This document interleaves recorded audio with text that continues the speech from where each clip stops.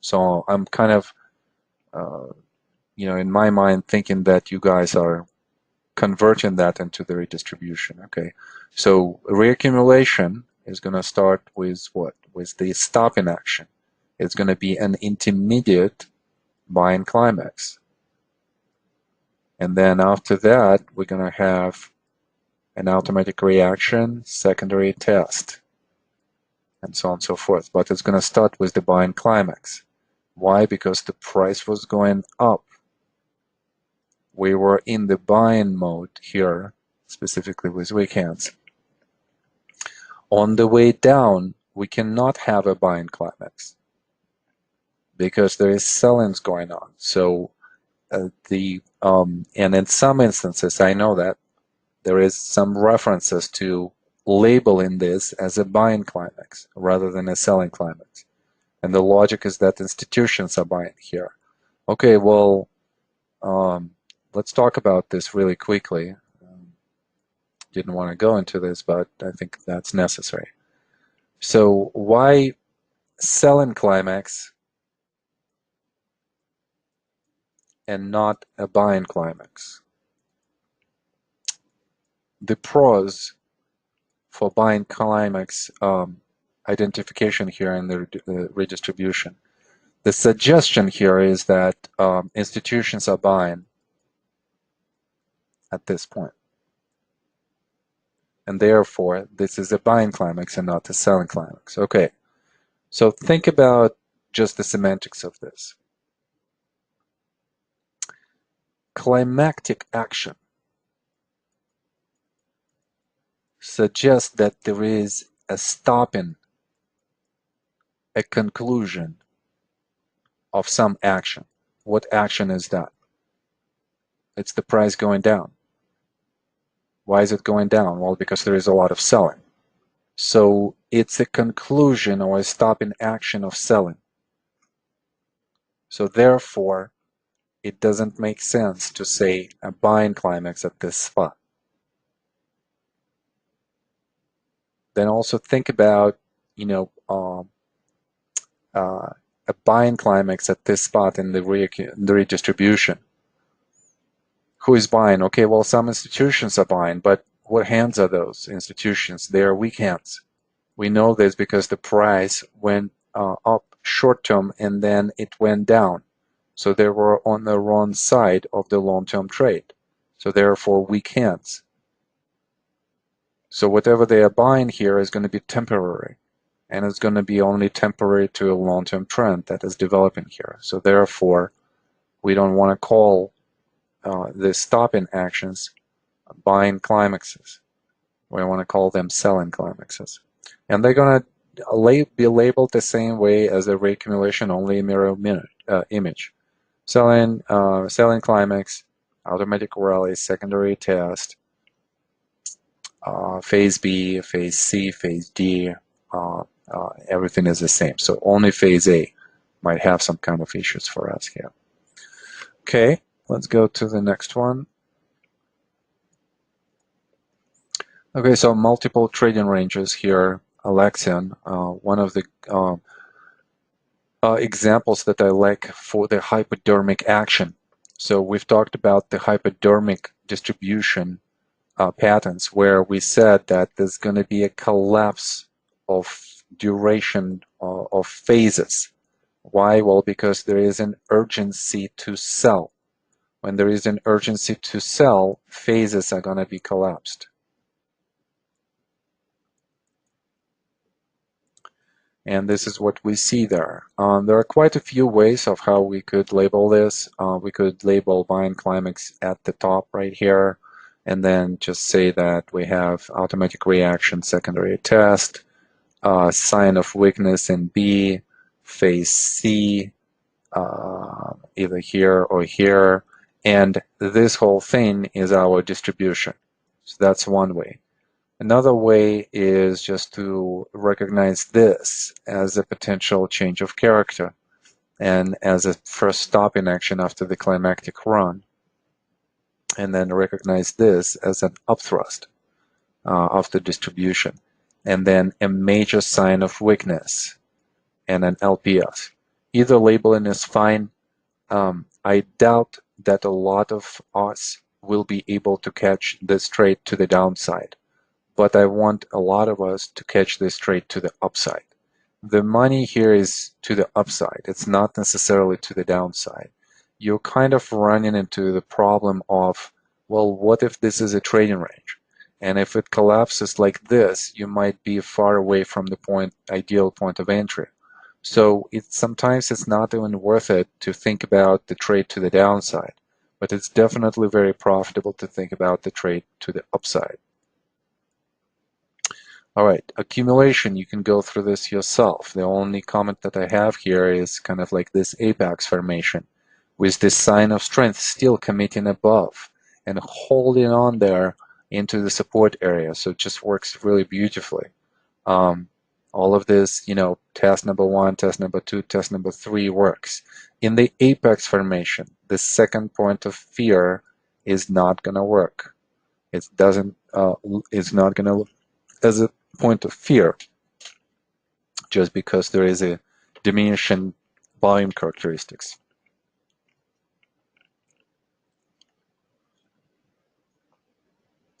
Next trading range. Relative to this rally, we see a reaction that suggests a change of character and suggests a trading range. Last attempt to go up before a major sign of weakness. Major sign of weakness is well defined. Increased spread to the downside, commitment to the downside multiple times, and increase in the volume signature. So before the major sign of weakness, we are probably experiencing phase C. Because this is a lower high, we are going to label it as a last point of supply.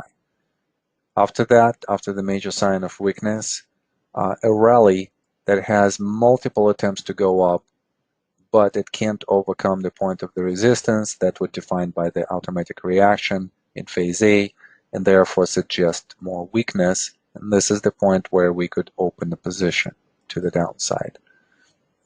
The next trading range is weird because it has a very short duration and high volatility. So think about this trade in general.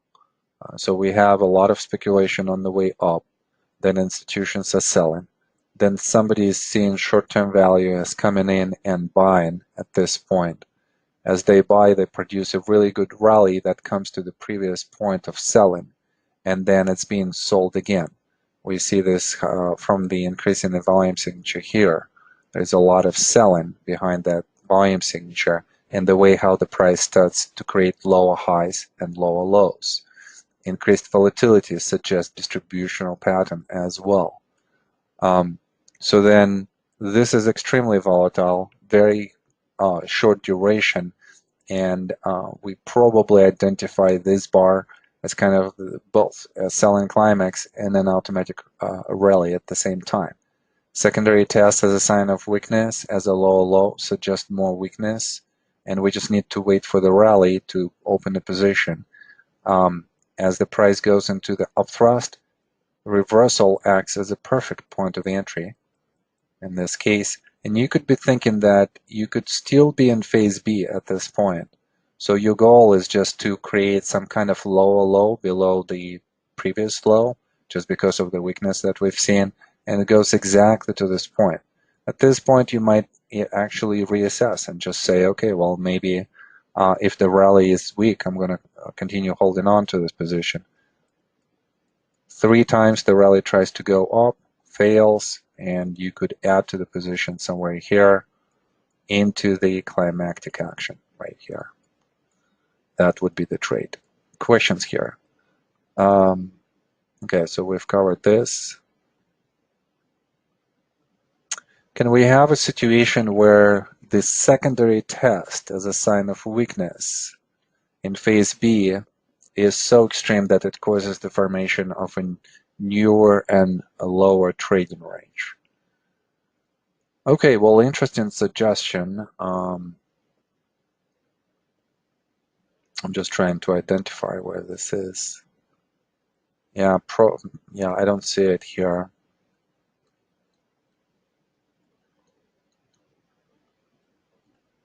Okay. Yeah, probably these two questions should not be on this slide. Okay, in a third trading range, I identified secondary test in your chart as a buying climax. So third trading range, okay, identified secondary test as a buying climax and secondary test as a sign of weakness, okay, as an automatic reaction. Could you please go over how we identify the trading boundaries for this range from Nalesh? Yeah, so I think I mentioned this, right? Climactic run relative to this rally. This reaction, is this the largest reaction? Yes, it's the largest reaction. So this could be either a preliminary supply or a buying climax. So the way how I confirmed this automatic reaction was more by the behavior of the last point of supply rallies here. So they come into the resistance that acted before as the support. So support based on what? Well, based on the definition of the automatic reaction, and that's how it kind of is being confirmed. But you could definitely do exactly what you said and then put here preliminary supply and then buying climax here. Now, the problem with this is going to be all in the characteristics of the climactic run. You kind of could see how these two are so different. And even if you overlook that, then let's say from the buying climax into the automatic reaction, secondary test, this is going to be phase A. And then going into B, we're probably going to define a sign of weakness right here in B. So test at the high, test at the low, maybe phase C here, major sign of weakness, LPSY. You probably could label it like that, but then it seems like a trading range. I'm sorry, it seems like a downtrend rather than a range. So I would probably just be thinking that this is the range right here, this is the range right here, this is the range right here. So this smaller range belongs to this one more as a major sign of weakness and then LPSY, and this range stands on its own. Okay, yeah, so I don't think that there is, okay,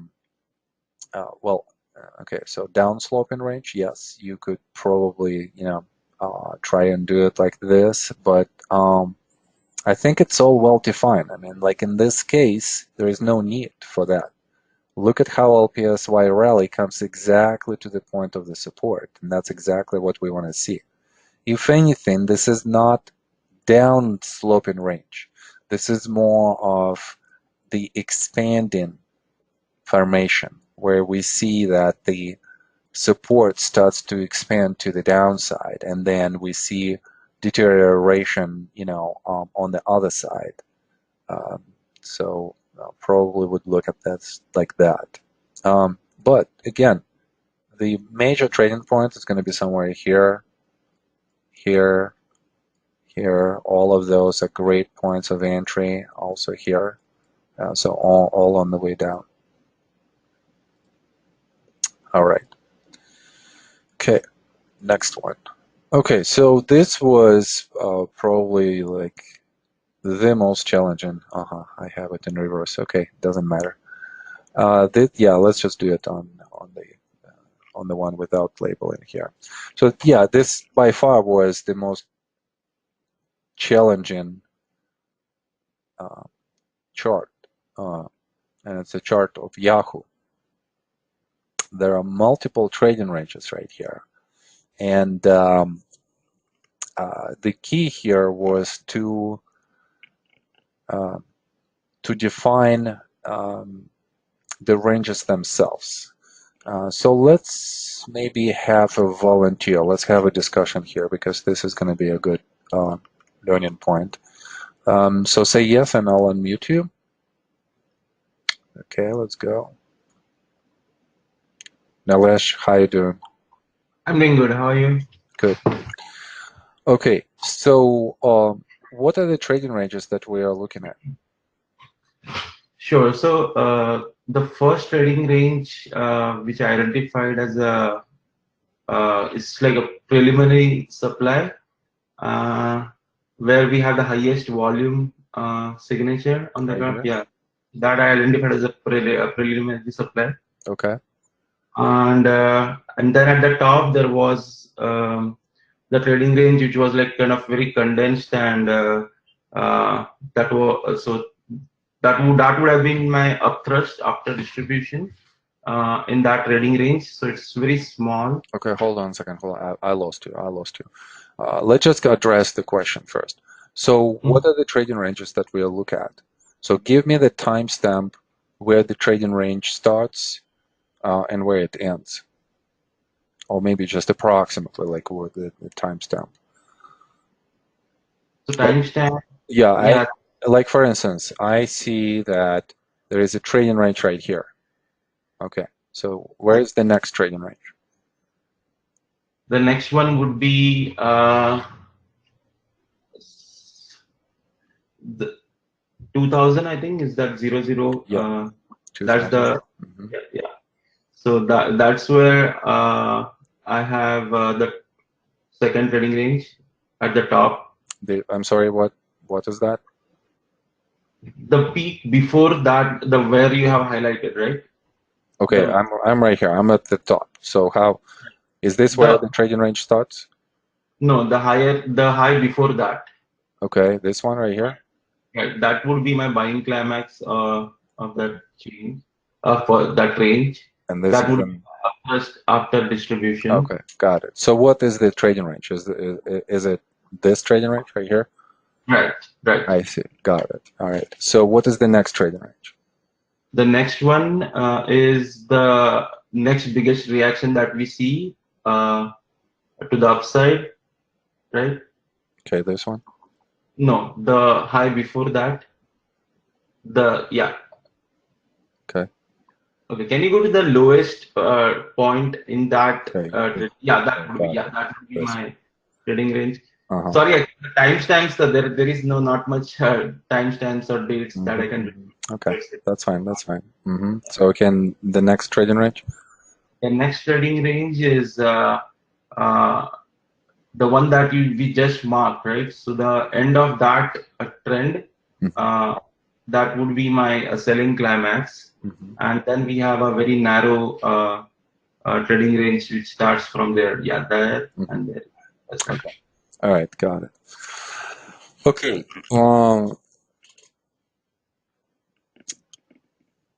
So,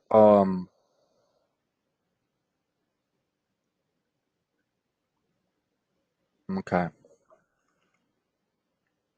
Let's think about this way. So I'm going to direct you with the questions, and I want you to listen to the question. Do not deviate in your answer from the question. Just kind of like stay on it, stay aware, and just be present with me. And then we're going to go through the logic of this.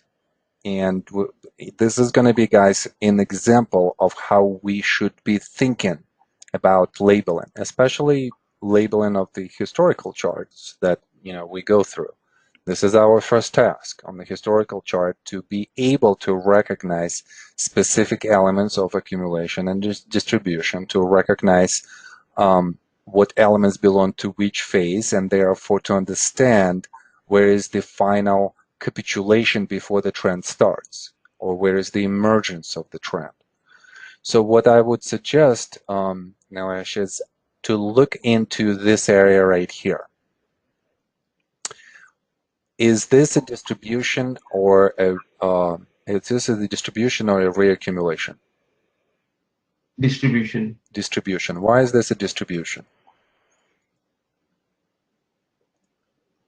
By looking at the chart,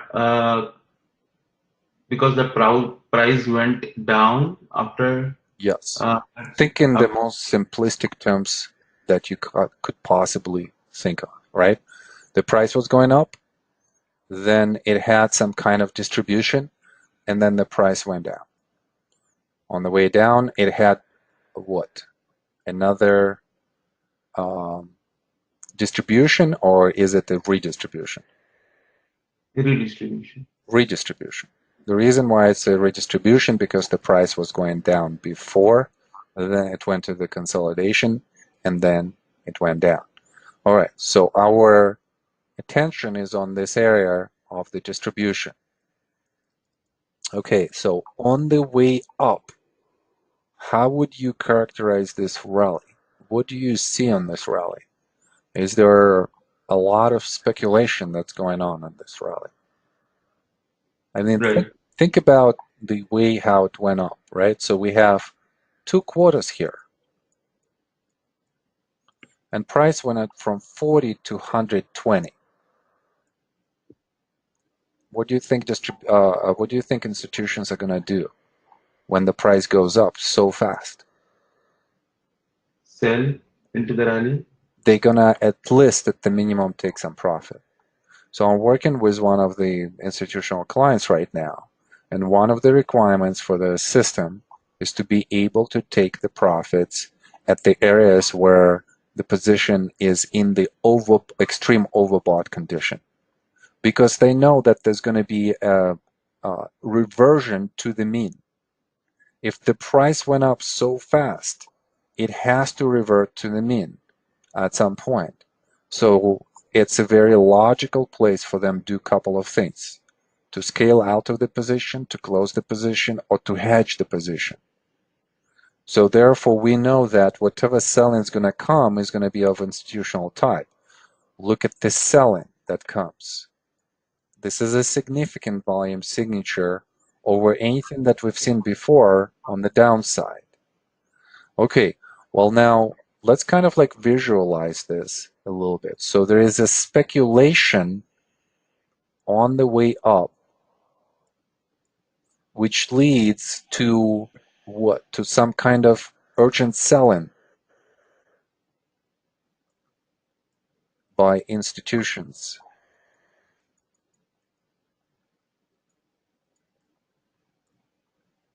When do we have that type of price behavior, where there is a speculation on the way up and then there is an urgency to sell by institutions on the way down? How do we call this type of distributional pattern? Parabolic trends.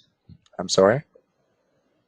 I don't remember the exact name, but it's like whenever we have like a parabolic moves to upside, Yes. speculation. Hypodermic formation, right? So we would say hypodermic formation.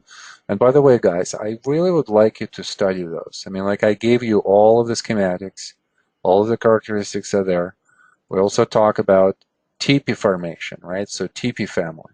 So hypodermic is going to look like a hut, Indian hut, right? So it's going to have a speculation on the way up and then urgent selling on the way down. We don't have it here. We only have speculation on the way up, and then we have like the first leg where we see some urgent selling, but then it goes into a trading range. So the TP formation of the same kind of like qualities is going to be something where we have a speculation on the way up, and then we have phase A, phase B with urgent selling, and usually it's going to be labeled like this. Phase A, secondary test is going to be very weak into 1/2 of the whole move to the downside. Then we're going to experience a sign of weakness in phase B. And then after that, the price is just going to create an apex. And then it's going to go down. It might have different variations. It might have an apex. It might have some kind of upthrust attempt. And then go down. All right, so this two I gave you last week. So you should be aware of the schematics and the way how characteristically the price and the volume should behave. So does this remind you of anything here on the chart? Yes, it looks exactly what we just referred to, wherein Which one? there is the hypodermic. I think that is the one, right? That you Well, just. hypodermic is this. Do we have this type of structure, up and down? Yeah, then TP. Yeah, TP is. tip it.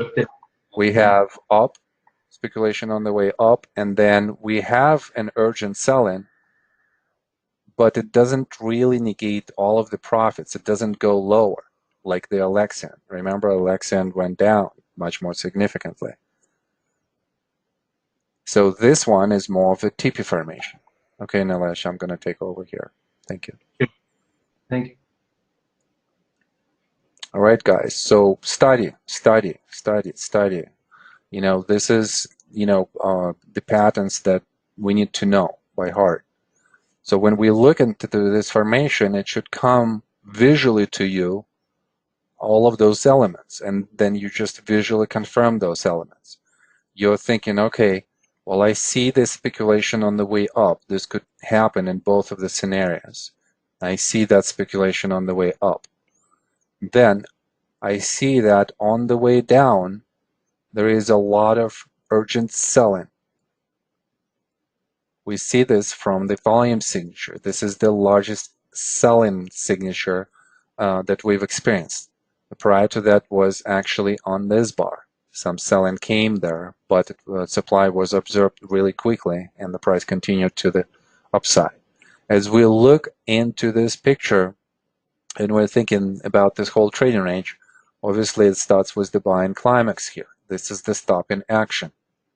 And then the first leg to the downside is an automatic reaction. The next swing to the upside is a secondary test. That's our phase A. I'm gonna, so we're here and here. And look at this attempt to go up. At this point of time, we would be thinking this is a very weak secondary test. And right away, it falls down. It falls into phase B on a lower low, which suggests a sign of weakness. This point right here. So at this point, we would be thinking, wow, they urgently sold. There is something that's going on and they want to get rid of this position. And therefore, there's going to be an urgent selling and then there's going to be a period of inactivity. So the whole patterns, the sentiment of this pattern develops as extreme speculation on the way up. That's number one. Urgent selling into the lows of phase A and phase B. Number two, those are done by the composite map. So this urgent sell-in suggests that their positions are closed. Institutional positions, and specifically CO, are closed. So who's left in this position? Well, institutional trend followers are still in this position. The trend is not broken, right? So we have a higher high and we have a higher low at this point of time. And because this is the period where CO is inactive,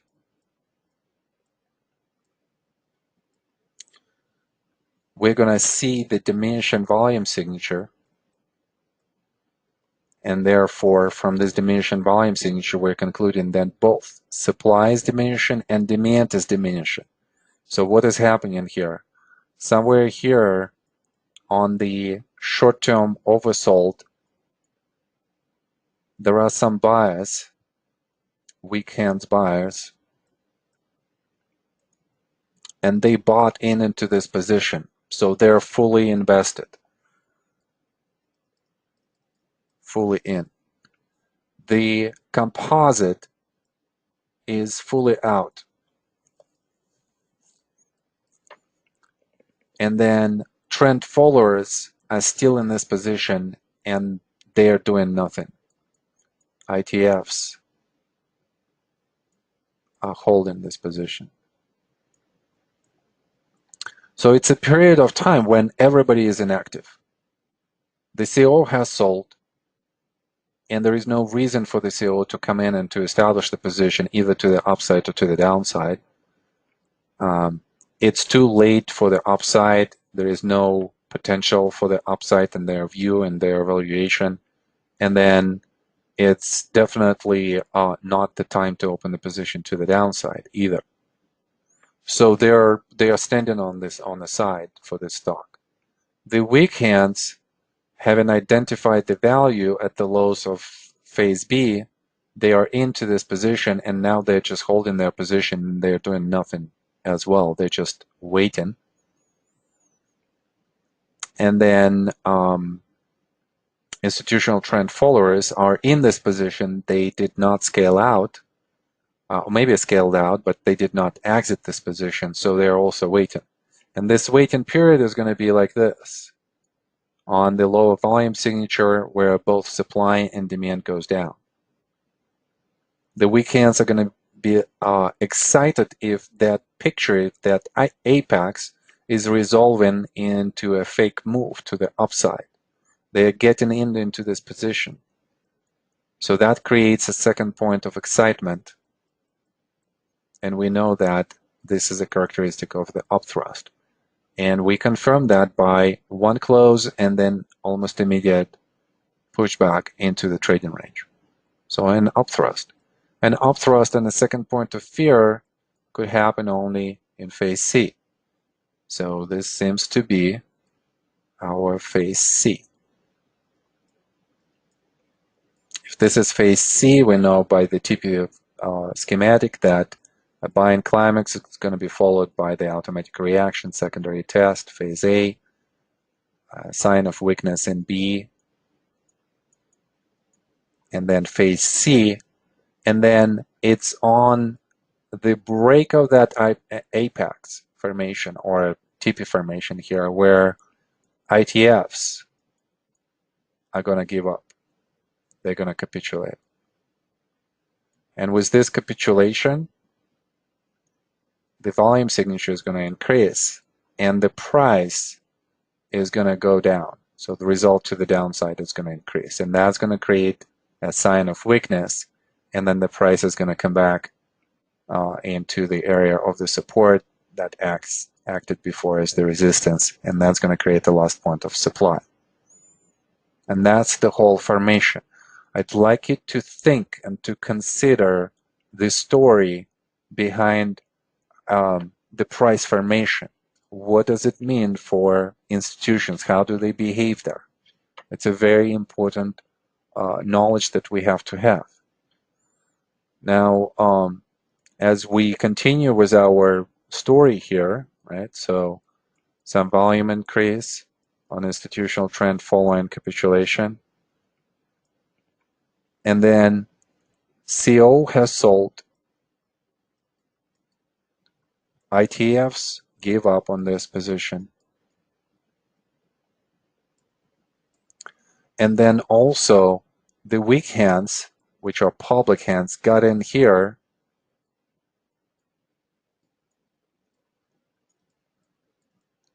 and then they sold on the way down. So what do you think is the sentiment at this point of time? Does CO want the stock here? Well, we don't see a big bounce here, so CO is out. There is no value here for the CO. We know that if CO does not have any value for this stock, then most likely we are going to go down even after this reaccumulation. The weak hands, which are public institutional hands, they are not participating because there is too much emotional pain. So they just stay away from the stock. They forget about it. So they're not selling nor buying. And that's why the rally is not that big. And that's why the selling does not continue right away. And then institutional trend followers are predominantly, long-term players. So they are completely out of the stock either. And because there is no emergence of the trend at this low, they are not participating. So what the stock will do, kind of do nothing.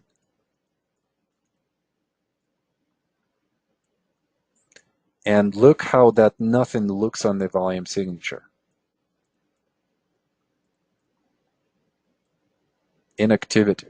And look how it looks on the price signature. So you gotta think in these terms. in terms of how the sentiment changes for all market participants and how the price structure is basically a reflection of behaviors that we all exhibit in the market belonging to a specific group, either strong hands or weak hands. Now imagine yourself and you are given, let's say, $100 million to manage at the level of the knowledge of the market that you have. Think about what kind of trades you're going to have. And if you have some mistakes, losing trades, how you're going to get out of this position and capitulate. And that's what's going to produce those big gaps, big spread increases, big increases in the volume signature. Institutions are people, and people are skin and bones. They are like us. There is nothing different. The only difference between them and us is that it's their profession, so they have to spend a lot of time studying this material, developing the skill, and then applying it in the most successful way. And they're getting paid for that, getting compensated. Us, it's our money, right? So we invest, and if we miss, okay, it's on us. So we're not necessarily dependent on the income, from trading, and I'm talking about retail traders, obviously here.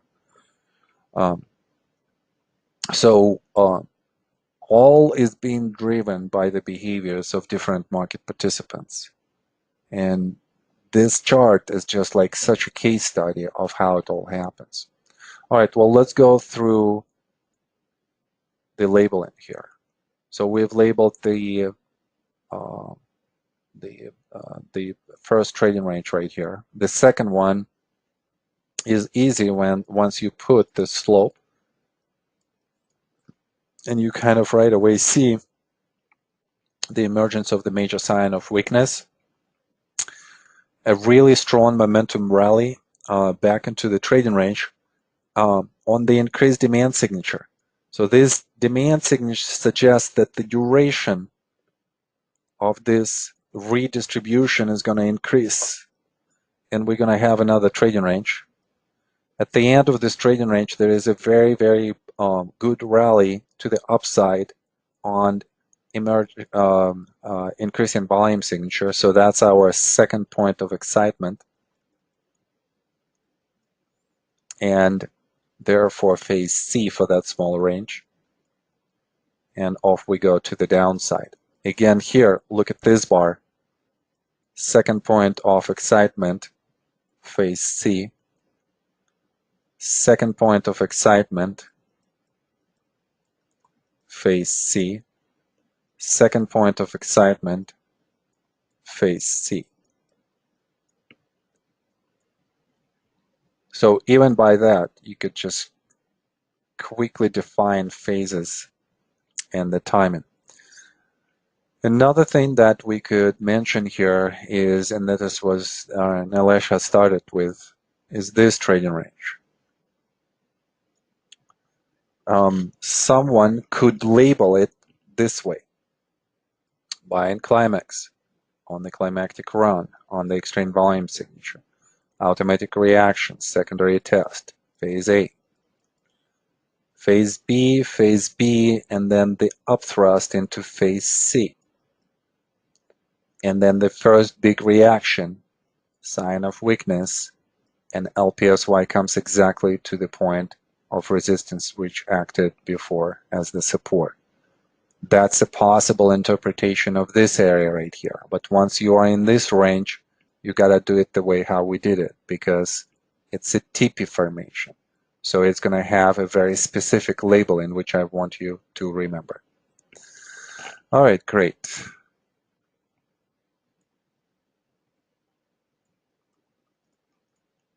All right, so now that we, hold on a second, what is this, distribution?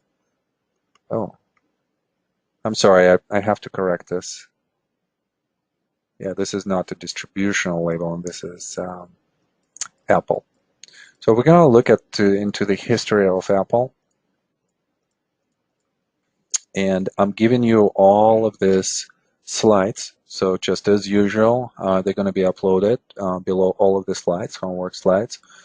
Print those out, label those, send those to me. So on some of the charts, I don't define the trading ranges. I want you to kind of think about this. This is the next step for us. On some of the charts, I do define the trading ranges. I want you to go through all of those and label those. Again, no trading ranges, trading ranges. Okay. So you kind of could see where we're going with this. Now, these charts have volume signatures. So it's going to be interesting to see if you could come up also with some volume comments on that. And this is very intentional because the next class we're going to start on our volume definitions. All right. So quite a few trading ranges, quite a few slides. So I would like you to maybe start earlier a little bit. And again, it all depends on how you're doing with this course, what kind of commitment you have for this course. You could definitely go at your own pace. You could, do the whole homework or just a partial. I'm fine with anyway, as long as you're improving even marginally from one class to another. Okay. We do have some time, so we have like around 30 minutes here. So let's go through the Microsoft homework and let's see what we could cover. And I'm just going to go through some of the probably most common mistakes or most common questions and comments that you could possibly have about this labeling. So the first chart. And right away, when I ask you this question, guys, as to what catches your eye on this chart, I always want you to think in terms of extremes and in terms of concepts.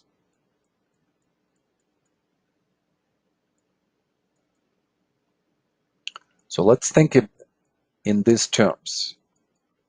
And to me, this is kind of like the way of the nonlinear thinking, right? So we are not going to start at one point and then going to go like strictly from that point on. We're going to try to identify some of the things that are going to be, catching our eye in a lot of way. Well, right away, right here, I'm thinking, very interesting increase of the down spread. And usually that's going to be associated with the increased volume signature. So, and then after that, the price went up and had some kind of test. So increase of the supply and then the test. And that happens after we first defined the low and then we tested it. So we have the first test, second test, and possibly a third test as an area. So that suggests the behavior that's going to be congruent with the behavior, price behavior in phase C. So if this is phase C, we are probably in the second point of fear. We see that the previous reaction has other characteristics or slightly more bullish characteristics than the one that we think phase C is. So if this is an attempt to sprint, then the next low is the test of that sprint. Right away, we could start thinking this is phase C, even without thinking what has happened prior to that. If we defined phase C, then we could define phase D easily. How? Well, we know that in phase D, we're going to experience a major sign of strength that is going to be followed by a backing up action, which is going to be a reaction that's going to come to the support level which acted before as a resistance. We know that the definition of the major sign of strength is going to state that from the lows in phase C, the price is going to go through the whole trading range, and it's going to overcome the points of the resistance that were created in phases A and B. It's going to commit, and we see that the commitment is multiple progressive closes to the upside, and spend some time above that resistance and then react exactly to the point of the support that was defined by phases A and B. And that it happens exactly that way. So in a lot of your homeworks and in a lot of my remarks to your homeworks, I mentioned phase D boundary. So a lot of you are very comfortable now with phase C boundary. Some of you put maybe like this type of boundary for phase C. I would include the test because it's a local test to what? To the action that is phase C type of action. So you have to include it together. But then I have seen also where the boundary was put maybe somewhere here, maybe with an assumption that there is a small commitment and then a reaction. Well, you have to look at the swings, right? Like we're going through the swings on the Apple chart, right, where we had this type of picture, automatic reaction secondary test, and this was not a full swing. The swings were well defined there. So there is no reversal here. And the reversal only comes on this bar. So here is a swing to the upside, and then swing to the downside. So we don't want to put the boundary in the middle of the swing. We want the conclusion of the swing to the upside, and then we want the conclusion of the swing to the downside. And then the reversal out of that position will define the boundary for that phase. So now phase C and phase D are defined. The problem is usually somewhere here in this labeling, in the labeling of this area. Why? Well, because in some instances you might say that, okay, well, what about this trading range, horizontal range? Just because this looks as a change of character. And you could, and this looks like a climactic run, so a buying climax here. And you would be right, it is indeed a change of character. The only problem with this change of character is that it probably belongs to this trading range. It's a distributional pattern before the shakeout happens. So you could label this as a selling climax and a shakeout. Please note that you could also label this as a preliminary supply and then a buying climax. And then you could have a selling climax or a shakeout. And that would be fine as well. I actually like this type of labeling. But the climactic run at the end kind of suggests that this is more of a buying climax. And if this is a buying climax, it stops the uptrend, defines the new environment on the change of character, and then upthrusts as a part of the distributional pattern, and then a downtrend. After that, the next hardest part is a couple of automatic reactions that we have. So in some instances, we could have that. A big quick move as an oversold move, and then a rally that is short. It still acts as a change of character. Change of character to what? To this move to the downside. It's the largest rally on the way up. But because of how supply is so available, it cannot be big. So therefore, it's small, and then only on the next absorption, after the next absorption point at secondary test, that's when we have this capacity to lift in a much more meaningful manner. All right, well, everything else should be self-explanatory. So let me see if there are some comments. Can be large swing on September of 87 be interpreted as a buying climax and shakeout? Okay, well, we went through this, so yes, it can. Could you go over buying climax and Utah in 87? Okay, well, again, climactic run, buying climax, change of character, attempts to go up, secondary test, sign of weakness in phase B, and then the upthrust action, and then a major sign of weakness. And this is just a small distributional pattern that happens often before we go into some kind of reaccumulation structure. But please don't think that this is extremely important. I mean, it is important for us to understand how to label this, that's true, but if we are mistaken and if we label this in a different way, Let's say I label it like this. Did anything change to our trading strategy at this on the right of the chart? No. I will label it like this now. I was buying climax and let's say automatic reaction, secondary test, and this is the range. Did anything change on the right side of the chart? Nothing. We still would be seeing phase C as it is here and phase D as it is here. And therefore, our points of entry are going to be 1, 2, 3, and then 4. Nothing would change, no matter how we label phase A or what comes prior to that. All right, next one. So one of the things here for the lower trading range, it was to define the slope. And that slope gives you the definition, a more correct definition of the major sign of strength, and it gives you a much correct definition of the backing up action. Please note how the character of the move to the upside changes after that. That's because the supply has been observed at the level of the support and then at the level of the resistance where it has been sold before. So, and that's what we are expecting from the backing up action. A backing up action is a test of supply at the level of the resistance. And usually this level of the resistance is going to be defined by the prior selling. We see how the volume supply has increased here in this area. So we are naturally going to produce some kind of stopping action and see what kind of supply comes there, and it doesn't. So that suggests that the character is going to be very favorable. Second point of fear, first point of fear.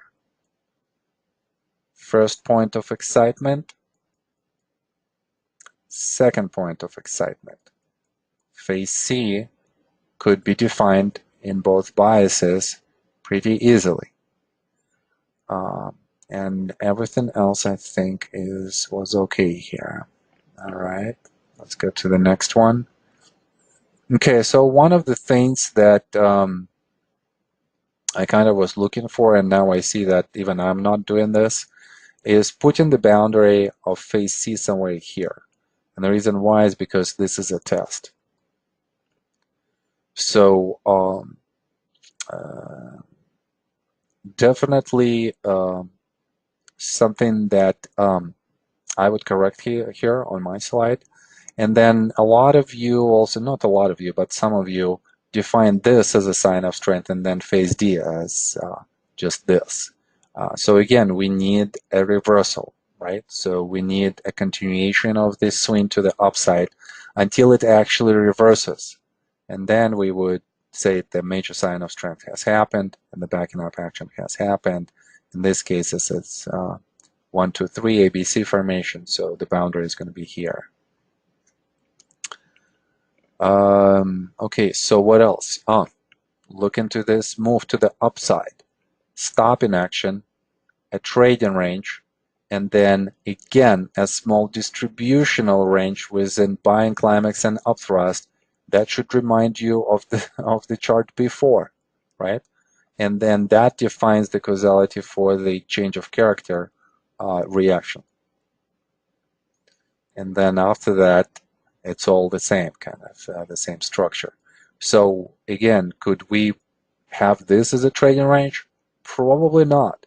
Probably this is more of the distributional character. And then you start your trading range with big swings like this. And then everything could be defined. All right.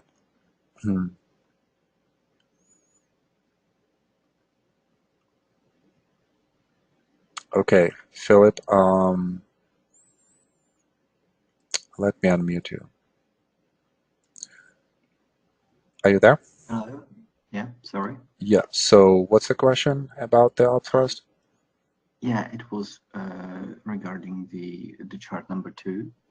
There was an upthrust in the accumulation range, and I thought if it could be labeled as upthrust action. Actually, okay, yeah, all right. Thank you. Right, great. Yeah, I was looking at this and couldn't understand it. All right, that sounds good. All right, next one. We have about 15 minutes here. So a downslope, a downsloping range. This is a very interesting spot because that spot suggests that we might be in phase C. So how would we be dealing with this? Well, obviously we would be trading it if we're thinking that this is a reaccumulation. So our points of entry are going to be around this area right here. We would be looking actually at a very favorable gap, favorable continuation, and then a failure to overcome this resistance. And then after this failure, we would be out in this area. So that's going to be our first trade here. Again, this is not a bad trade. It's almost like a probe trade that we have to put on. And it doesn't necessarily get us into the position fully. I mean, like if you think about the points of entry, which we will study later on, guys, so don't worry about this. But here is our first point of entry. This could be a second point of entry. So let's just say that we have 2 points of entry. We can't really add to the position here or here. This is too far away. This is in the resistance cluster. So let's say that if our position risk is going to be, let's say, 2% of our portfolio. So we would define our point of entry number 1 and 2 risk as 1/4 and 1/4 of the full risk. So this means that we've opened half of this position. This means that we've invested 50 basis point and then another 50 basis point for a 1% risk of the portfolio. So how would you think about this risk? If you have, let's say, 10,000 as your portfolio, then 1% risk is going to be 1,000. So 1,000, that should be the difference between the price of entry and your stop loss. So let's just kind of like play around with this. So let's just say that we're entering here at $5 and that our stop loss is going to be somewhere here at $4.75. So 25 cents, and this is obviously a low price stock. Microsoft, well, this is after the split. So definitely going to be slightly different, but you know, the calculations here are going to be the same. So you could define the number of shares as $1,000 of risk divided by the actual risk, which is 25 cents. Actually, let's do it in a different way. Let's do it 50 cents. So let's just suppose that our stop loss was here. Divided by 50 cents. So that's going to be what? That's going to be 2,000 shares. That's our position size for each point of entry here. And let's just even imagine that, you know, we're entering just once, maybe like on the breakout. Well, actually, let's just go with this example. So 2 points of entry. So that's our 1% risk. 1,000 we are risking. It's actually for both of the positions, right? So 1,000. So we are opening, let's say, 1,000 shares at one spot, 1,000 shares at another spot, and then we are exiting this position either on this bar right here or on this one right here. So our average exit price is going to be maybe like around 535 about. So we actually have even a slight profit here. So maybe 510, 515, something like this. So we have maybe like 20 cents of profit. But what this example, what I'm trying to show to you guys is that we only had 2 points of entry as we're scaling into the position. we have not opened position fully yet. And that protects us from any type of moves like this that we have. Obviously, we are being protected by the exit criteria itself. A backing up action fails. So this means that we can't open positions anymore at backup reversal because it didn't come, and then also at the breakout of a backing up action. So these two add-ons are not going to be in the play. And even if we gave up somewhere here or even lower, we're only risking half of the position, and also we technically could be much faster and closing this position much faster.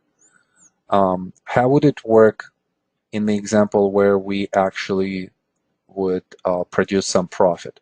So here is our first point of entry, here is our second point of entry. Then we're going into major sign of strength and we're waiting for the backing up action.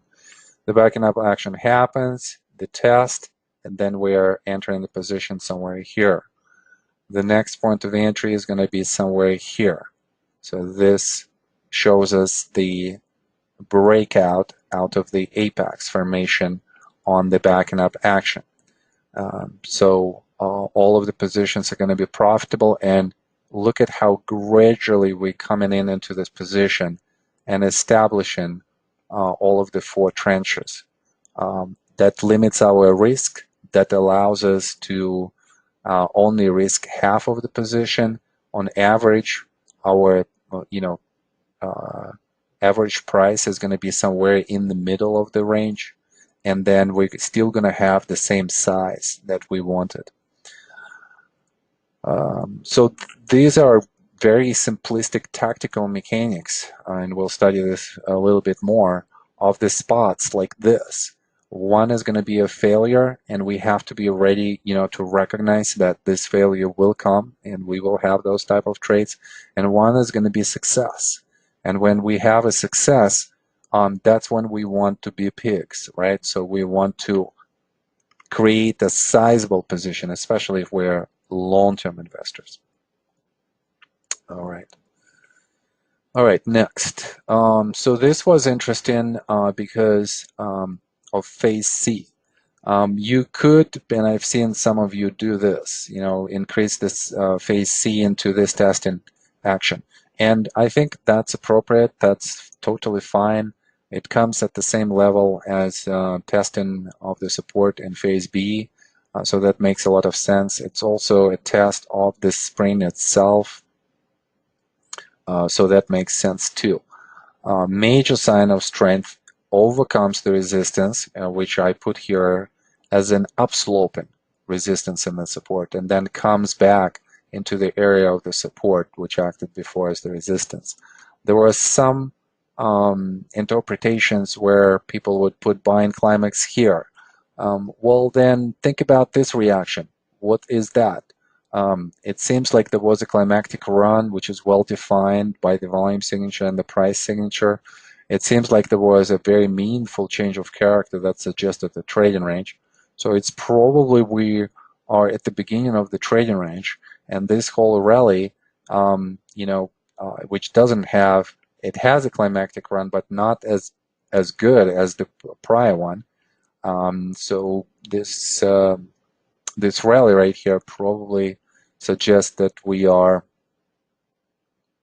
in a secondary test rally, and then we go into phase B. All right.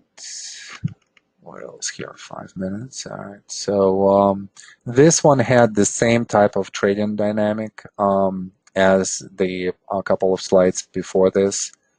So a well-defined climactic action on the climactic run, well-defined change of character was the secondary test. Could be labeled differently, could be labeled automatic reaction secondary test. The reason why I wanted to shake out is because it didn't go below the previous low here. But then in this area right here, we could be thinking phase C, point of entry, and then a failure here So this would be more of the break-even loss. And then after that, and I think that again, the boundary should be here. I know why. I can't really, this is painted, so I can't remove that anymore. I just need to redo all of this. So there is a test, a definitive test of the local action, of the local quality here. So this would be our phase C. And then after that, a major sign of strength committing above the resistance that was created by the buying climax, and then a reaction into that support as a backing up action. So here's our phase D.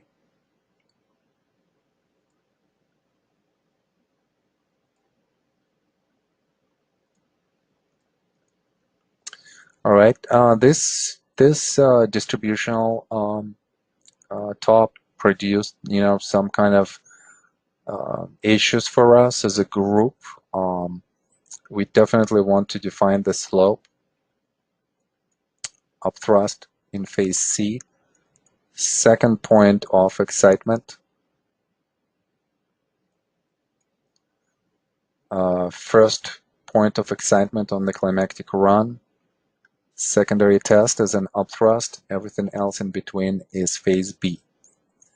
A very strong rally here, not very characteristic, in the distribution. But think about what Microsoft was for this market going into the highs of the 2000. It was a leadership stock. So leadership stocks are going to be distributed with the characteristics of reaccumulation, which we see in this area right here in phase B.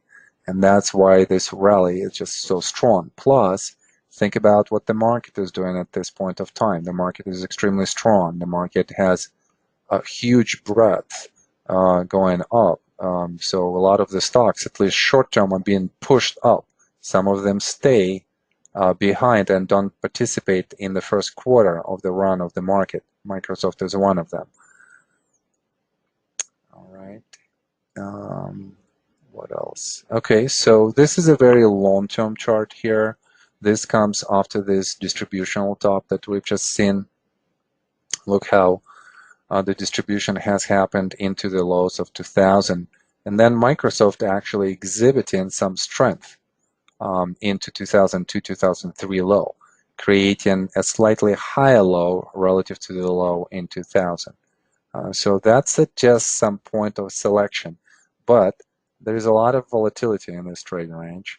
And then also there are some managerial problems at that point of time with, what's the guy's name? Steve Boulder, I think. The owner of Clippers right now, the former Microsoft CEO. So he's the CEO during this time.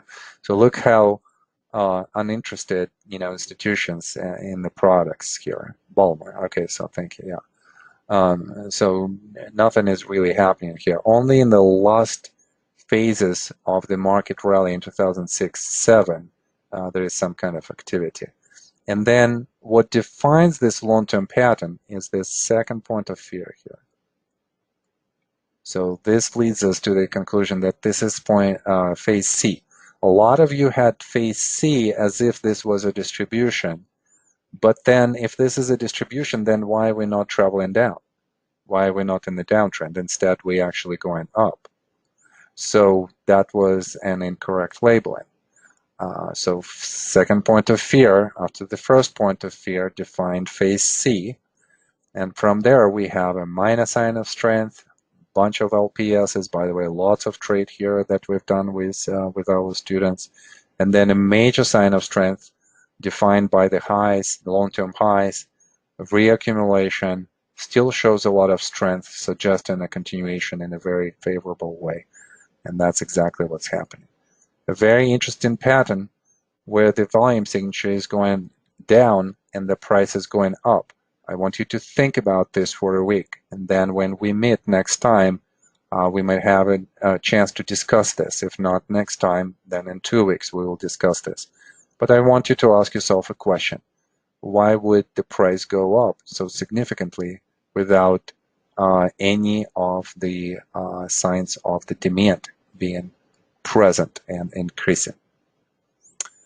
All right, last one, I believe, a downslope, and nothing really of big interest here. Maybe a small climactic run into the buying, backing up action before the backing up action. So just suggest that we're going to have some kind of consolidation as a backing up action. So these are small nuances that we need to catch in order for us to think how the structure would develop. And obviously here in the small structure, we would be thinking, okay, well, here's a trading range, phase A, B, B, phase C, sign of strength, and a backing up action. So our points of entry are all going to be after phase C, on the way up, breakout.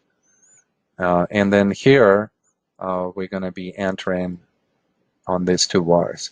So again, our tactics are going to be very logical, very sequential in the way how we enter in this position. The logic is behind our points of entry is going to be such that each entry has to confirm the previous entry. And that way we are controlling our risk. Obviously, we should have also tactical rules and decision making in place when our patterns fail, because they will. We cannot be always correct. And short term we could be correct, and then long term we could be incorrect, and that's what could produce potential loss. So we need to mitigate that risk both on the technical level and from the money management point of view. Again, something that we will be discussing later on in the course, and specifically in practicum, there's going to be a lot of discussions about that. All right, guys, that's it for today, all of the slides. So again, the homework, let me just go to that slide.